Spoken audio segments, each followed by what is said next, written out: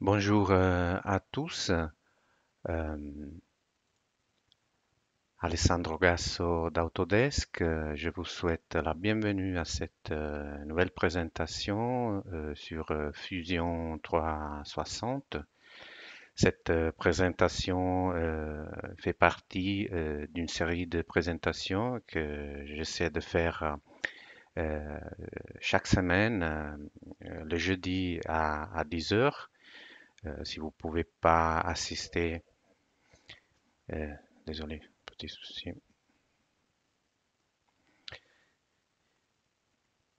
Voilà, si vous pouvez pas assister à la présentation en direct, en fait, toutes les présentations sont enregistrées et disponibles sur la chaîne YouTube de Fusion 360, où on a créé aussi une playlist avec toutes ces séries de présentations. Euh, les présentations, le but des présentations, c'est vraiment de présenter les fonctionnalités de base du produit à ceux qui commencent à utiliser le logiciel. Pendant la présentation, vous pouvez utiliser la chat à côté si vous avez des questions. Sinon, si vous regardez l'enregistrement, vous pouvez et vous avez des questions par rapport à la présentation, vous pouvez voilà il y a les commentaires pour poser des questions et je vais essayer de répondre à toutes les questions. Vous pouvez utiliser soit la chat, soit les commentaires aussi pour si vous avez des requêtes par rapport à des sujets que vous aimeriez être abordés dans l'une des prochaines présentations. Voilà. Alors aujourd'hui, on va parler, on va regarder un peu comment on peut mettre en plan les modèles qu'on crée dans Fusion 360. Alors d'abord, je dois dire que cet environnement, l'environnement descend, l'environnement pour la mise en plan, c'est peut-être un des environnements du logiciel où on est en train de développer le plus de nouveautés, le plus d'améliorations.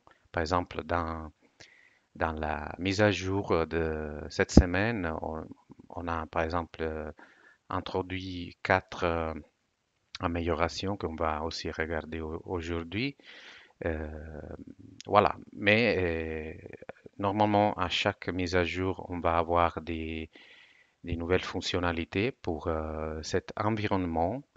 Mais quand même, j'espère qu'aujourd'hui, je peux vous montrer quelque chose d'intéressant, quelque chose que vous pouvez déjà utiliser aujourd'hui. Notamment, par exemple, à la fin de la présentation, on va regarder aussi comment on peut créer des gabarits personnalisés pour, voilà, pour mettre en plan les modèles. Voilà. Mais on va commencer.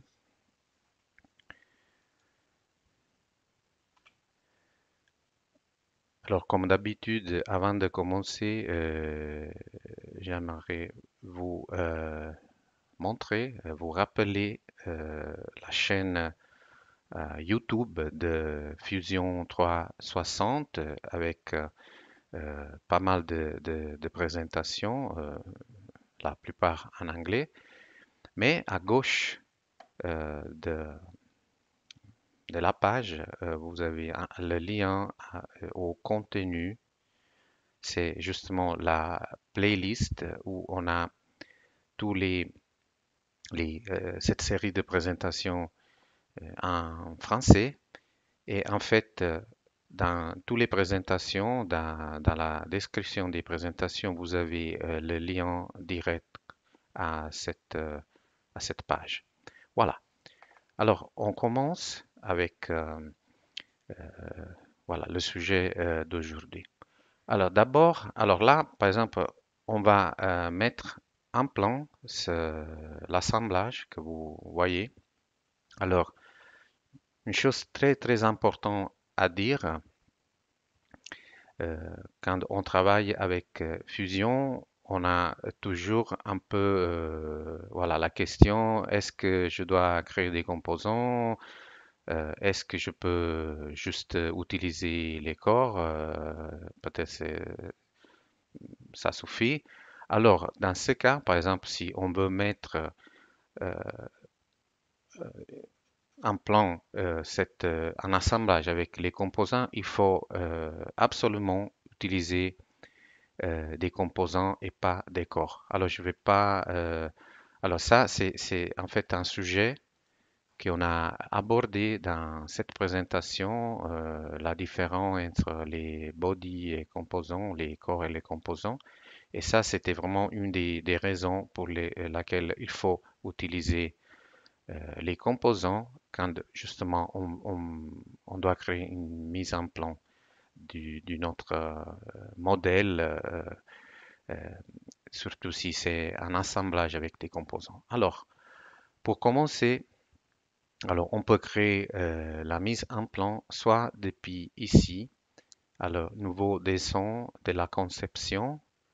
On a aussi, par exemple, si on fait une animation de notre assemblage, par exemple, on explode l'assemblage, on peut aussi mettre ça dans le plan, mais ça, c'est quelque chose qu'on ne va pas regarder aujourd'hui. Alors, on peut commencer soit depuis ici, mais aussi depuis ici, descend de la conception. Et là, en fait, on regarde, là, on a trois options. Alors, je peux dire, je veux mettre dans le plan l'assemblage complet. Sinon, et ça c'est nouveau, ça c'est quelque chose qu'on vient d'introduire avec la mise à jour de cette semaine. Par exemple, si je vais ici et je étends la visibilité de une ou plusieurs composants, après j'ai la possibilité de mettre en plan juste les composants qui sont visibles voilà, dans le modèle. Ou sinon, j'ai la possibilité de sélectionner une ou plusieurs pièces que je veux mettre dans mon plan et pas tout l'assemblage. Mais ça, on va le regarder après. Alors, on commence avec tout l'assemblage. On crée un dessin. Euh, alors là, on peut utiliser un gabarit, et ça, c'est quelque chose qu'on va voir à la fin, comme créer un gabarit personnalisé. Mais on commence avec le gabarit, si vous voulez, standard. Et bien sûr, on utilise le standard européen, les millimètres. Et dans ce cas, par exemple, j'utilise un format A2, par exemple. Voilà. Alors, je fais OK. Et après quelques secondes, j'ai voilà, ma mise en plan. Alors là, on commence à regarder les options. Alors l'orientation d'abord, euh, on peut sélectionner une des orientations prédéfinies. Mais sinon, dans le modèle, je peux aussi créer des orientations personnalisées que je peux voilà, sélectionner quand je veux créer la mise en plan. Euh, Après, on a le style. Par exemple, je veux juste mettre, voir les arêtes visibles, sinon aussi les arêtes masquées. Ou sinon, je peux avoir une vue ombrée avec les arêtes visibles ou aussi avec les arêtes masqués. Après, on a l'échelle. Alors, on a des échelles qui sont prédéfinies, mais par exemple, si je veux utiliser une échelle qui est pas dans la liste, je peux juste écrire ce que je veux, par exemple. Après, on a aussi les options pour montrer les arêtes, par exemple, longueur totale, au raccourci. Ça, on va le voir en détail dans quelques secondes. Ou je ne veux pas montrer les arêtes. Comme même chose pour les arêtes d'interférence et le filetage. Par exemple, si j'ai des composants où j'ai créé des filetages, alors là, j'ai la possibilité de montrer le filetage dans mon dessin. Mais en fait, si je mets en plan un assemblage assez complexe, si vous voulez, et j'ai plusieurs composants avec euh, qui contient des filetages. En fait, ça, c'est quelque chose que je vous déconseille, au moins que ce soit vraiment nécessaire, parce que si on va montrer le filetage de tous les composants dans un assemblage complet, ça peut avoir un impact négatif sur les performances. Voilà. Alors, pour l'instant, on commence avec une échelle naturelle, si vous voulez. Voilà. Et on on crée notre vue de base. Après, à partir de cette vue de base, on commence à créer les vues projetées. Alors, on sélectionne la vue de base et après, on crée une vue projetée de ce côté, une de ce côté et aussi une vue isométrique. Bouton droit, OK. Et là, j'ai voilà, mes vues projetées. Après, on peut créer par exemple une vue en coupe. Alors, je sélectionne par exemple la vue que je veux couper, par exemple celle-là. Et je peux par exemple, pour le plan de coupe, je peux m'accrocher avec par exemple des centres là. Alors, je peux créer la vue en coupe comme ça.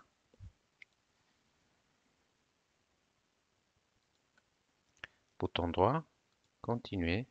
Et je veux placer la vue. Alors, on regarde déjà dans les options quelque chose d'intéressant qu'on va aborder. Bon, alors je place ma vue en cube. Alors là, une chose que je peux faire déjà. euh, alors normalement, là, on voit les hachures des composants coupés. Normalement, l'angle entre les hachures de deux composants qui sont à côté, euh, ils ont un angle différent, mais si je veux, je fais un double clic sur l'hachure et je peux, par exemple, changer voilà, le style, l'échelle, l'angle, l'angle et tout ça. Si je vais modifier cette vue, on regarde quelque chose aussi intéressant. Alors, je peux changer le nom, si je veux, euh, de la vue. Ça, c'est quelque chose qu'on a aussi introduit avec la mise à jour de cette semaine. Et alors, avant, j'avais dit que normalement, je préfère de pas afficher le filetage quand je mets un plan, un assemblage euh, complexe, parce que voilà, il peut avoir un impact négatif sur les performances. Mais dans ce cas, j'ai deux composants où en fait le filetage, c'est un filetage modélé. Alors en fait, cette option, il n'a pas, est pas lié à ça. Ça, c'est vraiment, avec ces composants, le filetage, il est vraiment modélé. Mais si je veux pas le voir, je peux dire que par exemple, je veux pas couper les composants qui ont ce type de filetage et je peux les exclure, voilà. Alors, ces deux composants, ils vont pas être coupés. bien sûr, je peux aussi créer là, j'ai créé voilà, une plan de coupe comme ça, très standard, mais je peux aussi avoir une plan de coupe qui soit, par exemple, quelque chose comme ça. Par exemple, je peux m'accrocher ici, après ici. Bon, je fais un peu n'importe quoi, mais c'est juste pour vous montrer que qu'est-ce que c'est possible. Bien sûr, si je change le plan, la vue, elle va se mettre à jour de manière automatique. Je peux aussi pas couper tout la vue. Je peux couper juste une partie. Là aussi, la vue, elle va se mettre à jour. Voilà. Après, j'ai la possibilité de créer le détail. Par exemple, je sélectionne la vue que je veux détailler. Alors là aussi, je peux définir l'échelle, le nom, et alors je vais définir voilà, le centre du cercle du détail. Et après, je vais placer voilà, la vue de détail. Je peux, mais je peux aussi déplacer le centre et la vue elle va se mettre à jour. Je peux réduire voilà, le diamètre du détail et aussi la vue elle va se mettre à jour. Voilà. Alors, euh, quand on a créé la vue de base, on a regardé un peu les, voilà, le style, ce qu'on peut changer dans le style de la vue. Après, on a créé les vues projetées. Alors, normalement, par défaut, par exemple, alors, les vues projetées, ils vont prendre le style de la vue de base. Alors, par exemple, là, si je change quelque chose dans le style de la vue de base, par exemple, je veux afficher les arêtes qui sont masquées. Vous voyez, tout, aussi les vues projetées, ils vont se mettre à jour. Même chose si je dis je veux une vue ombrée, tout ça. Mais bien sûr, je peux juste changer le style d'une des vues. Par exemple, je dis là, alors je vais juste afficher les arêtes masquées pour cette vue. Ou je veux avoir la vue isométrique que soit ombrée, par exemple. Là aussi, pour cette vue, je veux pas montrer la longueur totale des arêtes tangentes, mais je veux une longueur réduite ou je veux pas afficher les arêtes tangentes. Voilà.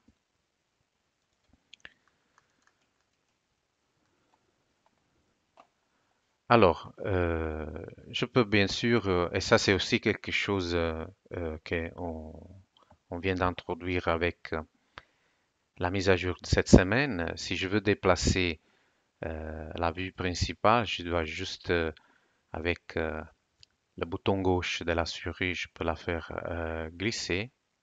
Et vous voyez tous les autres vues, sauf bien sûr le détail et la vue isométrique, ils vont rester alignés avec la vue principale.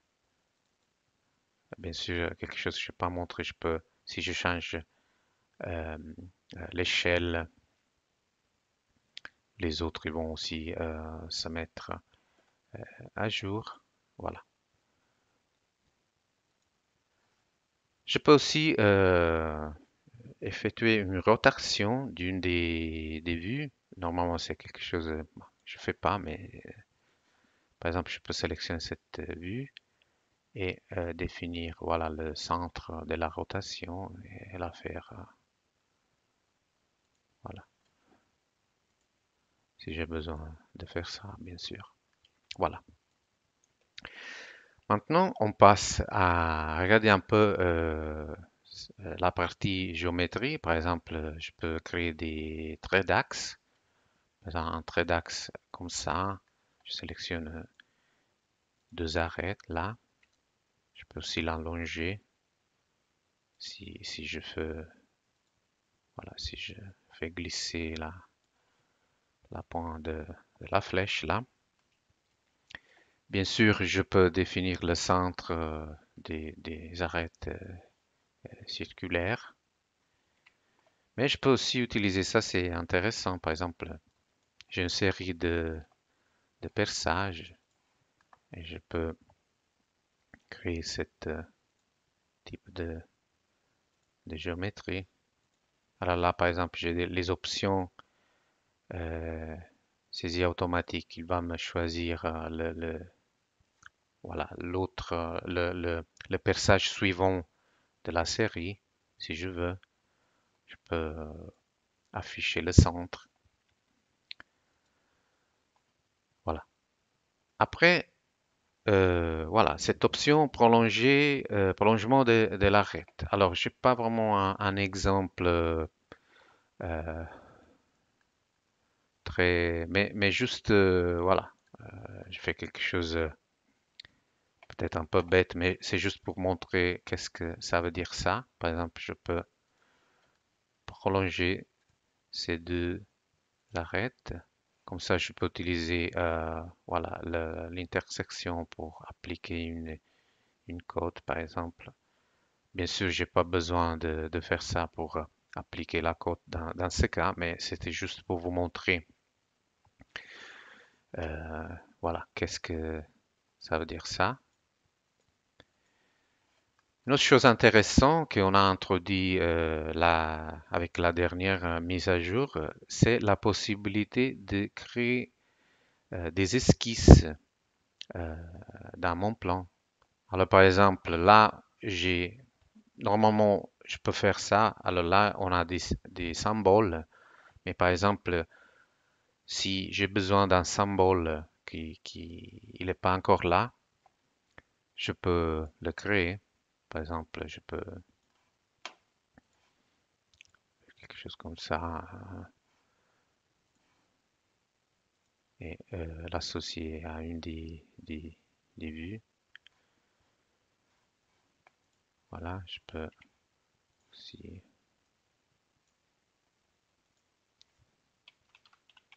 voilà, quelque chose comme ça. Ou sinon, je peux, par exemple, créer un esquisse associé aussi à une des vues et voilà, pour appliquer des codes, quelque chose comme ça. Voilà. Et alors, on va commencer à parler d'un sujet qui est critique, voilà, dans la mise en plan, que c'est justement les codes. Alors là, cette cote avec cette symbole, ça signifie que ça, c'est une, une cote intelligente. Qu'est-ce que ça veut dire ça? Alors, si je clique sur cette type de code et je sélectionne cet arrêt, il me met une cote linéaire. Et toujours en restant avec la même opération, si je sélectionne ce conjugé, par exemple, il me propose euh, le rayon, sinon là, il me propose le diamètre. Là, il me propose une cote alignée. Là, il me propose une code angulaire. Alors, en fait, tous ces types de codes, ils sont ici. Mais en fait, si j'utilise cette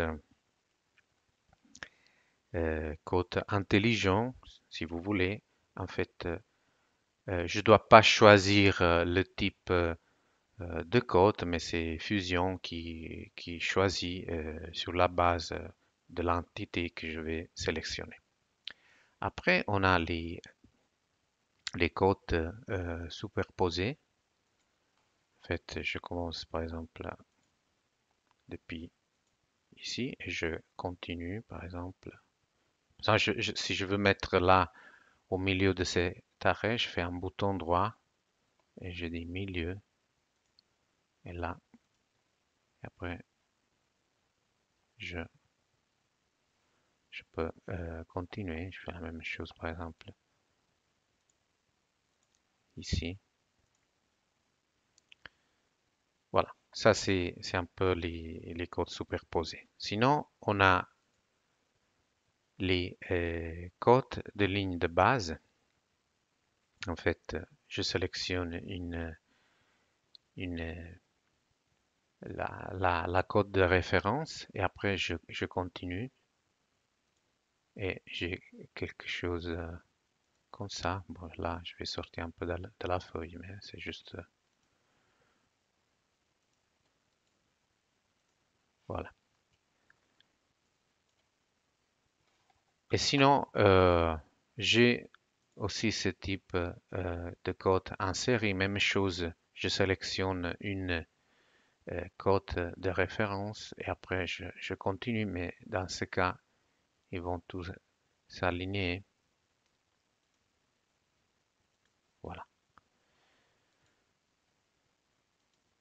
Dernière chose, dernière option que j'ai pour les codes, c'est cette coupure de code. Qu'est-ce que ça veut dire ça? Alors si par exemple je mets une code comme ça ici, là je peux dire je veux couper. Voilà. Et par exemple si je bouge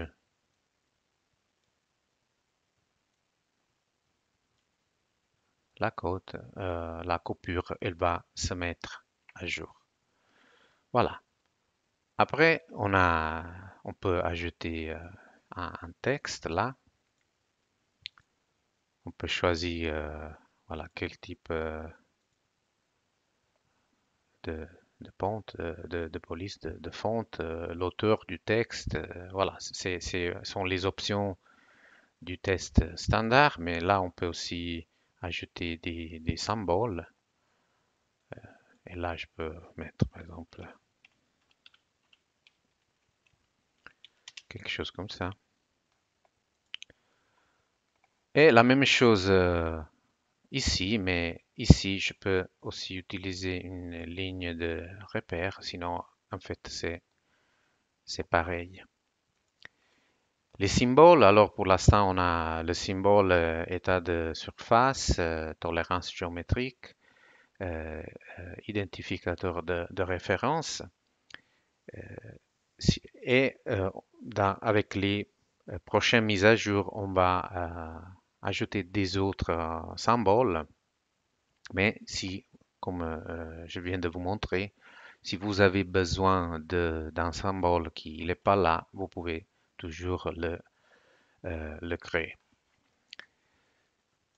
On peut insérer une image, soit dans le plan, soit aussi dans la cartouche, comme on va regarder après, par exemple.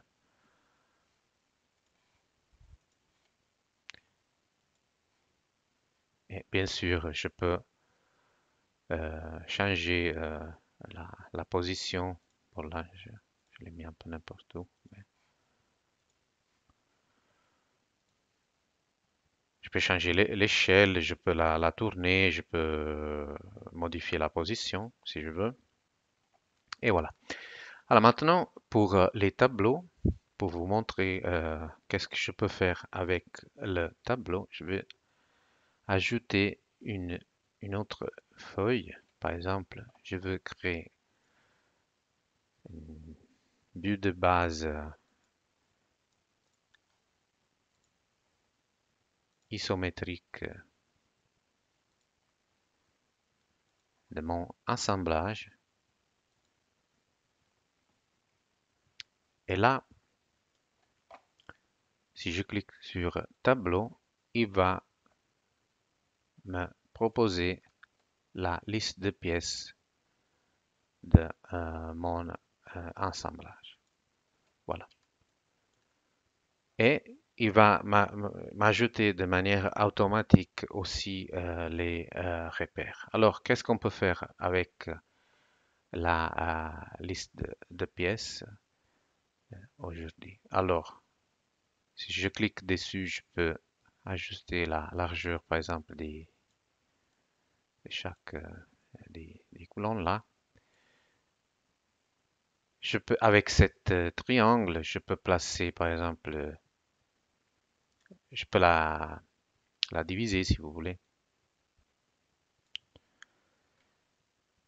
Si je fais un double-clic sur ma liste de pièces, je peux choisir où je veux le nom de la liste de pièces, vers le haut, vers le bas.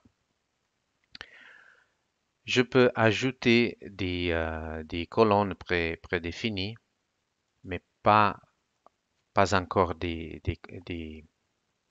colonnes personnalisées. Je peux changer l'ordre des colonnes que je veux avoir dans ma liste des pièces. Voilà. Après, on passe aux repères. Alors,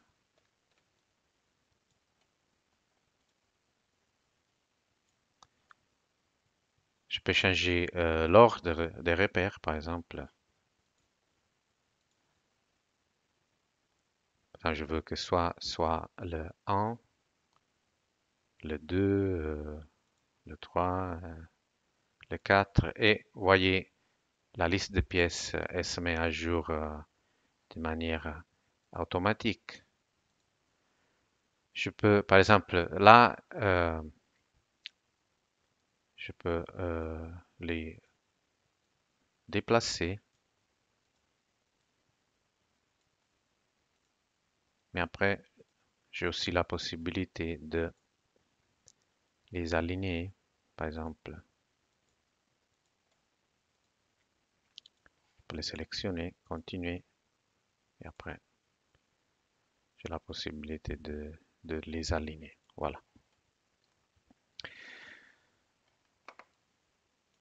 Il y a encore des autres choses que je peux faire avec cette opération tableau.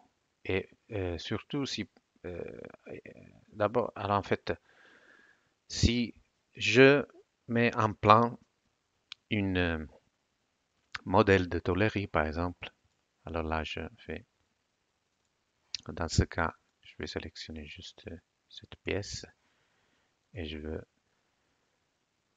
mettre en plan la mise à plat.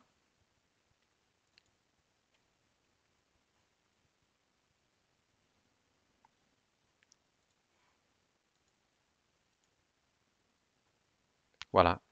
Dans ce cas, avec la même opération tableau, il va me proposer la liste des plis. C'est pas encore traduit comme vous voyez. Et avec les repères pour chaque pli que je peux déplacer et automatiquement je veux créer une ligne de repères. Voilà. Je peux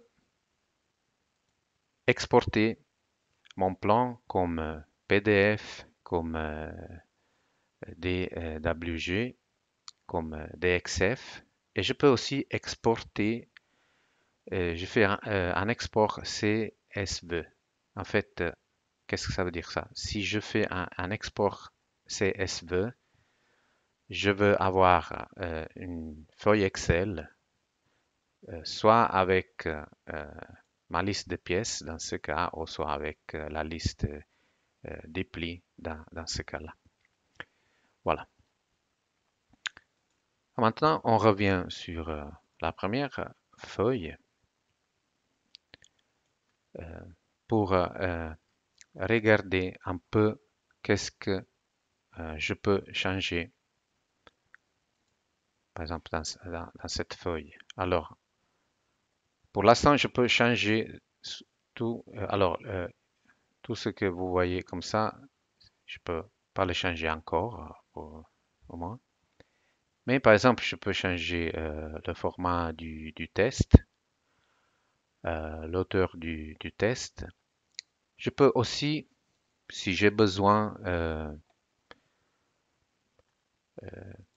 je veux montrer mes codes en pouces. Oui, je peux aussi le faire. Je peux changer la précision pour les codes linéaires et les codes angulaires. Je peux afficher les zéros au début, les zéros à la fin. Aussi les unités de code. Par exemple, je veux montrer dans mon code millimètre, par exemple. Je peux aussi afficher l'épaisseur de la ligne. Et là, j'ai en fait la valeur, par exemple, une ligne épaisse, c'est 0,5 mm, moyen 0,35, fine 0,25, et je peux dire comme je veux les afficher. Voilà. Une autre chose que je peux changer, ça à niveau de la feuille, je peux changer le format, la taille de la feuille. Je peux changer le cartouche. Par exemple, je peux créer un cartouche personnalisé comme on va le faire dans quelques minutes. Je peux aussi dire je ne veux pas afficher le cadre, par exemple, ou je ne veux pas afficher la cartouche. Voilà. Alors, euh, on a commencé euh, en mettant en plan euh, tout l'assemblage complet. Maintenant, on va voir, par exemple, si je veux juste mettre dans le plan une pièce de l'assemblage ou quelques pièces de l'assemblage. Alors, je vais vous montrer en fait deux façons de le faire. Alors, d'abord, je ajoute une feuille et, par exemple, je veux euh, créer encore une fois une vue de base de mon assemblage.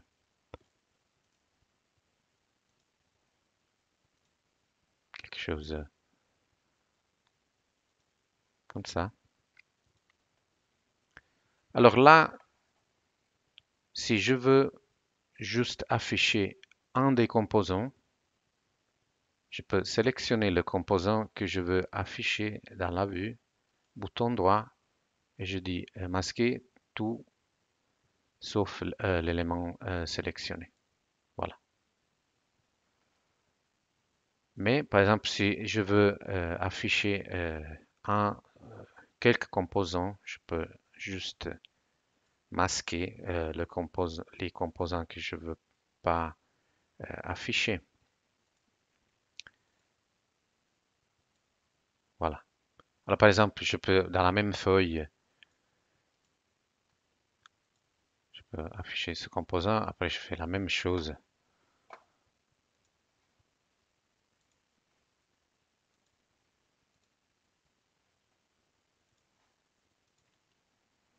et je vais montrer par exemple que ce composant-là. Voilà, ça c'est une façon de le faire. Sinon, je peux, comme on avait vu vraiment au tout début, depuis mon assemblage, je peux dire, voilà, je veux créer les vues que des composants sélectionnés. Alors, je peux sélectionner un composant ou plusieurs. Dans ce cas, je dis, bon, je sélectionne ce composant. Alors là, j'ai la possibilité de dire, bon, je veux créer la vue de ce composant dans un niveau descend. Dans ce cas, ou je peux dire non, je veux créer la vue de ce composant dans le dessin que j'ai déjà commencé à créer. Et après, j'ai encore l'option de dire, voilà, alors dans le dessin que j'ai commencé déjà à créer, je veux créer la vue de ce composant en créant une nouvelle feuille, ou je veux ajouter la vue de ce composant dans une des feuilles que j'ai déjà créées. Alors dans ce cas, par exemple, on fait comme ça. Et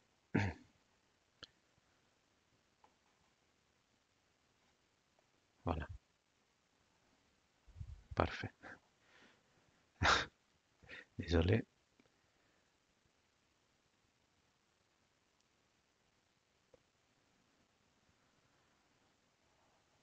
C'est là, comment on dit,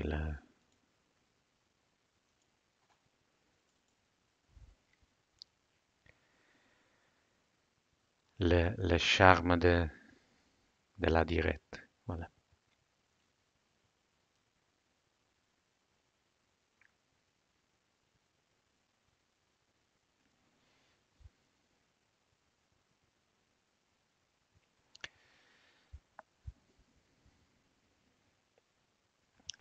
Voilà, en fait, ça c'était la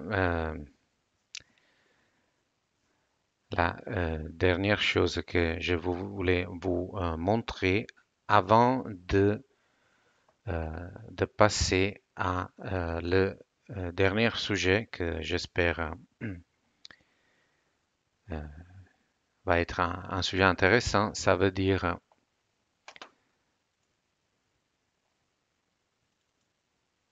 on va créer maintenant des gabarits pour créer notre dessin, des gabarits personnalisés, bien sûr. Alors, pour créer un gabarit, je vais ici, voilà, nouveau gabarit de dessin. Et là, par exemple, je peux créer un gabarit en partant d'un dessin ou d'un gabarit que j'ai déjà créé. Mais dans ce cas, je vais partir de zéro avec le standard européen, les millimètres, et par exemple la taille de la feuille A2, mais on verra, je peux changer. Alors d'abord, je peux commencer, si vous voulez, à réserver les places pour les vues des modèles que je veux mettre en plan en utilisant ce gabarit. Et là, par exemple, je, je commence avec l'assemblage, mais après, on peut regarder toutes les options sauf voilà, l'option pour l'animation. On n'a pas l'animation. Si par exemple, je fais une explosion de mon assemblage. Alors, on commence avec l'assemblage. Je vais par exemple une vue isométrique de cet assemblage. Alors l'échelle, je peux la laisser automatique. Ça veut dire que Fusion, il va choisir l'échelle sur la base de la taille du composant que je veux mettre dans la vue. Sinon, je peux aussi dire non, je veux l'échelle, une échelle comme ça, par exemple. Et voilà. Après, je peux déjà dire que je veux la liste de pièces pour cette feuille avec les repères. Je peux aussi dire que je veux ajouter euh, euh, voilà, des notes là.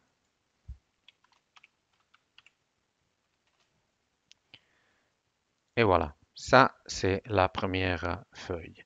Mais je veux aussi créer un cartouche personnalisé. Alors par exemple, là, je sélectionne la cartouche standard, je fais un bouton droit et je veux un nouveau cartouche.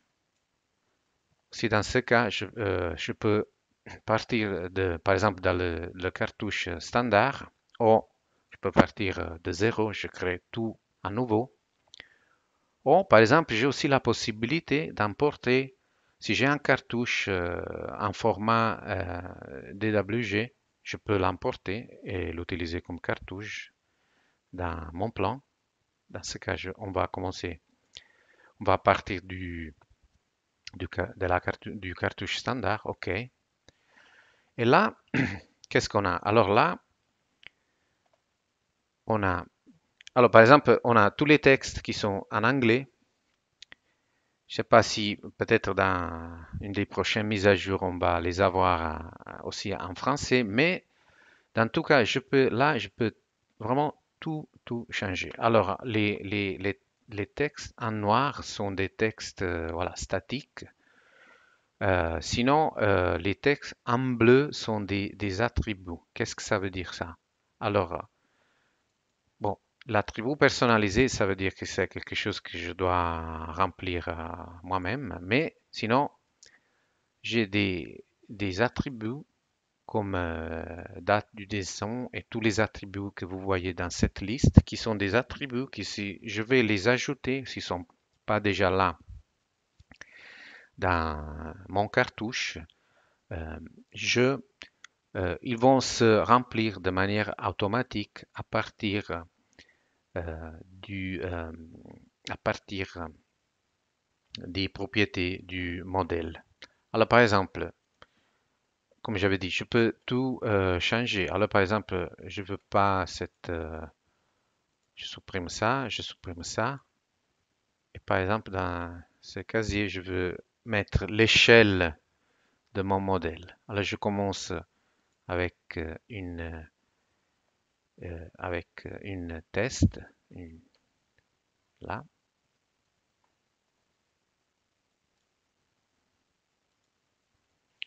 voilà, deux. Et là, je peux écrire ce que je veux. Alors, je peux écrire le nom en français.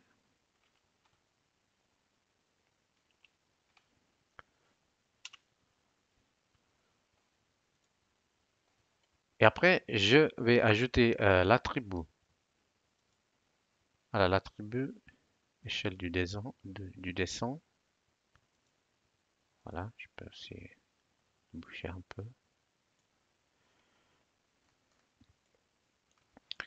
Comme je dis, je peux changer. Là, je vais écrire en français.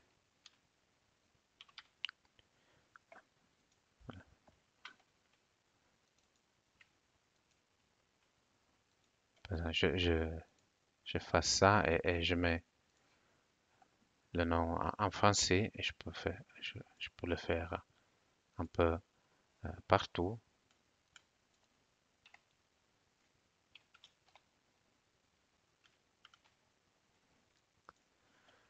Là, par exemple, je peux aussi ajouter des éléments géométriques. Là, quelque chose comme ça. Et par exemple, là, je vais ajouter le format de la feuille, par exemple. Alors, encore une fois, je mets un texte là.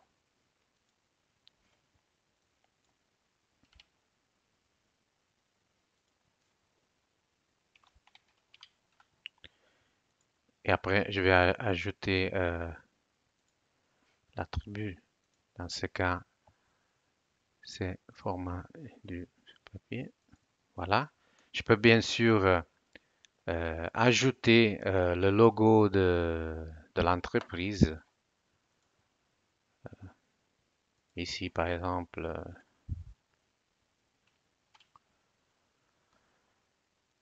voilà.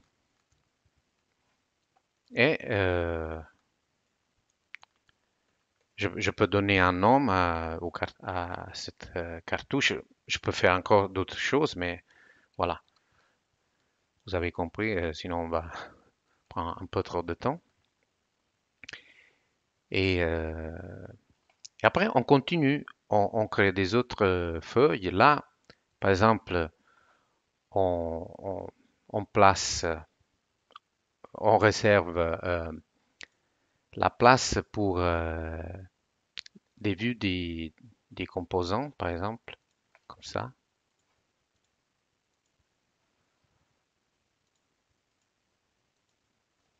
Et là, on a utilisé une échelle automatique et on va voir comme Fusion il va choisir. Bien sûr, on peut toujours la changer. On continue.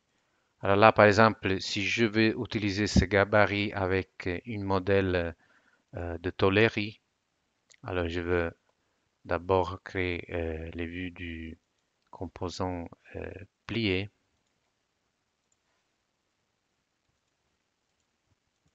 mais aussi du,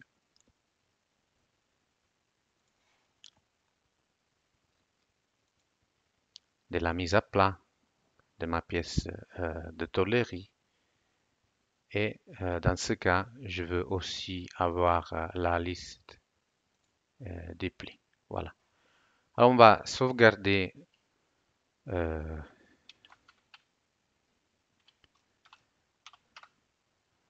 mon gabarit. Et maintenant, par exemple, on met en plan le même assemblage, mais cette fois-là, on va utiliser le gabarit qu'on vient de créer et on va voir qu'est-ce que je sélectionne le gabarit. Après, je dois plus rien sélectionner parce que c'est tout déjà dans le gabarit. Je fais OK et après quelques secondes, on va voir qu'est-ce que fusion on va créer. Alors, qu'est-ce qu'on a? Dans la première feuille, on avait dit qu'on voulait une vue isométrique de l'assemblage avec la liste des pièces, des notes. Là, vous voyez dans la cartouche, l'échelle, c'était l'échelle qu'on avait choisie. Et le format, c'est le format A2. C'était un attribut qu'on avait ajouté dans, dans la cartouche personnalisée. Bien sûr, je peux, comme on a vu avant, je peux toujours changer soit l'échelle, soit par exemple le, le format de la feuille. Et, par exemple, tout va se mettre à jour. Après, ça c'est encore parce que dans mon assemblage, j'avais un sous-assemblage. Et là, aussi pour cette sous-assemblage, j'ai la vue isométrique avec la liste des pièces et les notes. Après, j'ai une série de feuilles pour chaque pièce, pour chaque composant avec les vues que j'avais définies, que bien sûr je peux toujours modifier. Et là, vous voyez, dans le gabarit, l'échelle c'était automatique. Alors ça, c'était une petite pièce. Et là, Fusion, il a choisi une échelle 10 à 1. Et je retrouve l'échelle ici. Et la même chose pour les autres composants. Voilà, là l'échelle s'est réduite. Et voilà.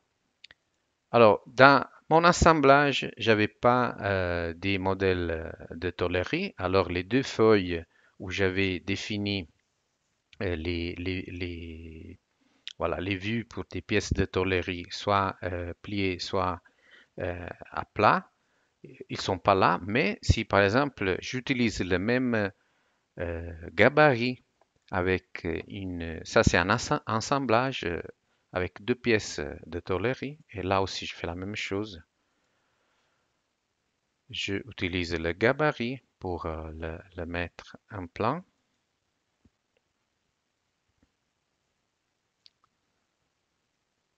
Et voilà. Alors, qu'est-ce qu'on a? On a la vue isométrique de l'assemblage avec les repères, la liste de pièces.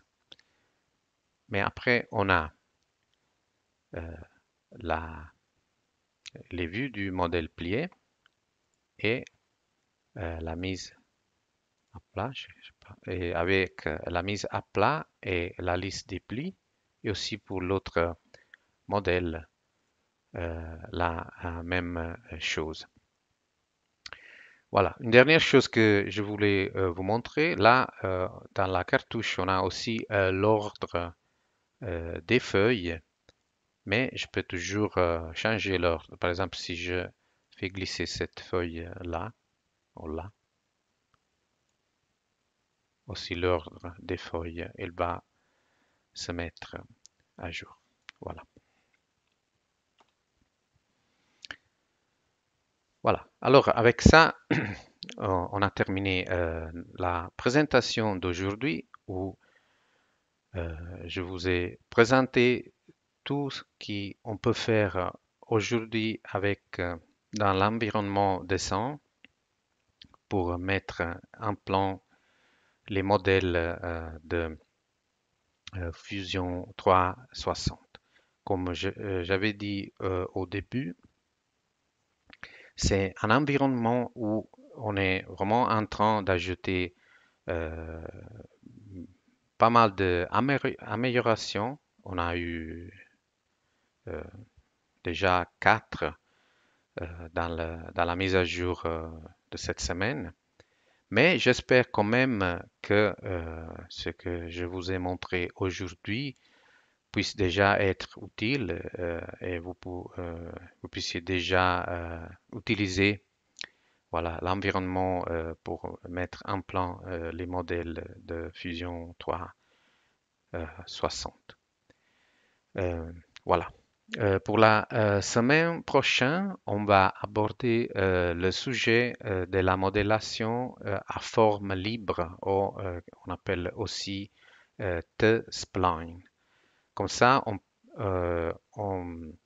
avec les présentations des semaines passées, où on a regardé la modélation paramétrique et la modélation directe, après la semaine prochaine, on aura regardé tous les types de modélation qu'on peut faire dans Fusion 360. Alors, si vous le souhaitez, si c'est un argument qui vous intéresse, je vous donne rendez-vous à jeudi prochain à 10 heures.